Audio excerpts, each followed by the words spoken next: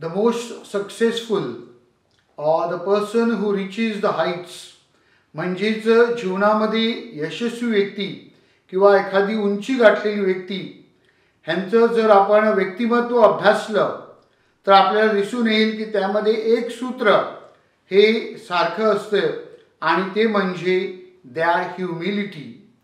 त्यांच्यामध्ये असलेली नम्रता ही निश्चितच त्यांना उंचवत असते. मग महात्मा गांधी म्हणा किंवा मदर तेरेसा म्हणा, ह्या सगळ्या व्यक्तिमत्वाचा जर आपण अभ्यास केला तर आपल्याला हे सर्व व्यक्तिमत्व ह्या एका धाग्याने गुंफलेले आहेत असं आपल्याला दिसतं. आणि नेमका तोच संदेश आजच्या देव शब्दामध्ये आपल्याला देण्यात आलेला आहे. शुभवर्तमानामध्ये प्रभू येशू ख्रिस्त आपल्याला ही दोन व्यक्तिमत्व आपल्यासमोर ठेवण्याचा प्रयत्न करतो. एक शास्त्री आणि एक पापी जणू काही जकातदार असे दोन व्यक्ती समोर ठेवून प्रभू येशू ख्रिस्त ही शिकवण आपल्याला देत आहे.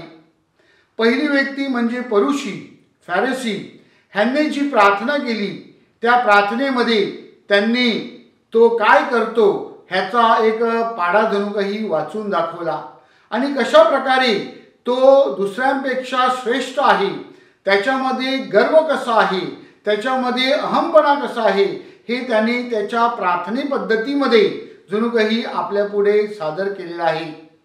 मात्र जो पापी होता, जो जकातदार होता, तो अगदी नम्रपणे, अगदी साध्यापणामध्ये आणि कोणत्याही प्रकारचा शब्द न उच्चारता अगदी नम्रतेने कबूल करतो की तो पापी आहे, तो अपात्र आहे.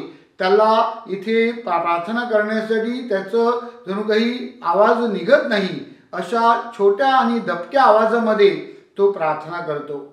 आणि प्रभू येशू ख्रिस्त आपल्याला काय सांगतो की ह्याद्वारे जो जकातदार होता, जो पापी होता, ज्याने नम्रपणे कबूल केलं की तो पापी आहे, तो नीतिमान ठरला. आणि जो परुषी होता, ज्यांनी स्वतःला प्रार्थनेद्वारे उंच केलं होतं, ज्यांनी स्वतःचा अहमपणा प्रार्थनेतून व्यक्त केला होता, प्रभू म्हणतो तो नववीला गेला. अशा प्रिय बंधू भगिनींनो, जीवनामध्ये आपण कशा प्रकारे वागलं पाहिजेत याविषयी प्रभू येशू ख्रिस्त आपल्याला एक सुंदर उदाहरण देत आहे. आपल्याला जर नीतिमान ठरायचं असेल, देवाच्या दृष्टिकोनातून महान व्हायचं असेल तर आपण नम्रतेमध्ये वाढले पाहिजेत. नम्रता ही एक आंतरिक शक्ती आहे आणि ही आंतरिक शक्ती आपल्याला जीवनातील संघर्षाला सामोरे जाण्यासाठी मदत करीत असते. पवित्र मरिया ही आपल्यासाठी एक सुंदर अशी उदाहरण आहे. जेव्हा गाब्रिएल देवदूताने तिला सांगितलं तू देवपुत्राची माता होणार आहे, तेव्हा तिने असा विचार केला नाही की मी आता कोणीतरी मोठी आहे, मला मान मिळाला आहे, माझा सन्मान झाला आहे. तर तिने देवदूताला सांगितलं मी प्रभूची दासी आहे. अगदी नम्रपणे तिने कबूल केलं की ती अपात्र आहे आणि म्हणून परमेश्वराने तिला उंचावलं.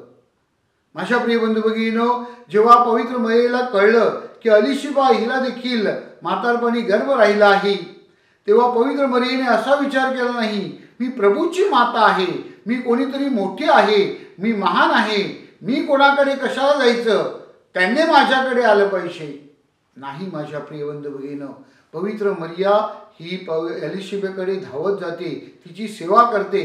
प्रभूची आई असताना, देवाची माता असताना ती दुसऱ्यांची अडचणीत असलेल्यांची मदत करते. आणि तोच संदेश आजच्या पहिल्या वाचनामध्ये सिराकच्या पुस्तकामधून आपल्याला देण्यात आला आहे की आपण गरिबांची सेवा केली पाहिजे, गरिबांप्रती आपला जो आदर आहे तो दाखवला पाहिजे.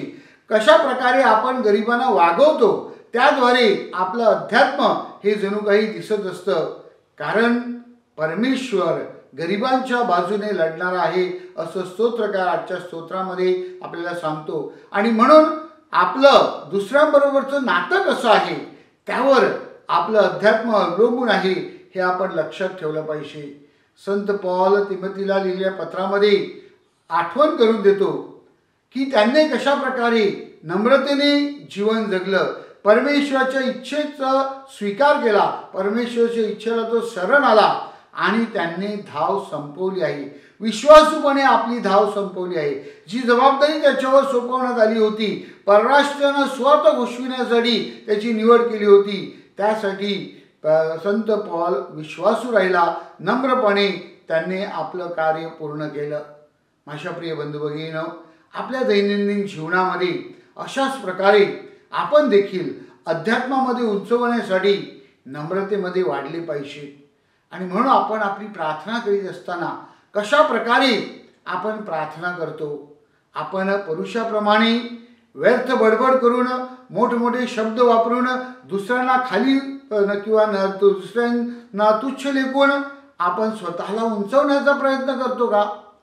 की आपण जकातदाराप्रमाणे कबूल करतो की आपण नम्र आहोत, आपण पापी आहोत, अपात्र आहोत आणि परमेश्वराच्या दयेसाठी, परमेश्वराच्या करुणेसाठी, परमेश्वराच्या प्रेमासाठी आपण प्रभूकडे विनंती करतो.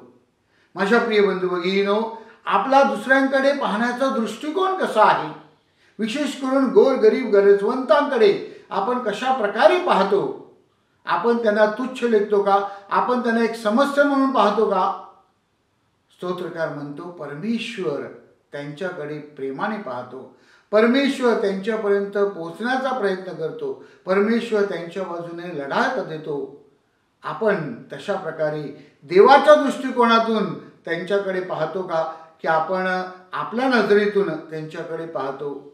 देलेक्सिस ते हे नवीन आपल्याला परिपत्रक पोप लिओ यांनी दिलेलं आहे. आणि या परिपत्रकामध्ये पोप आपल्याला हाच संदेश देत आहे की आपल्याला गरिबापर्यंत परमेश्वराचं प्रेम कसं पोचवता येईल. गॉड लव्ज अस, परमेश्वर आपल्यावर प्रेम करतो, हा अनुभव त्यांना आपल्याला कसा देता येईल आणि तो देण्यासाठी आपण कसे तत्पर असले पाहिजेत, यासाठी आपण प्रयत्न केले पाहिजेत.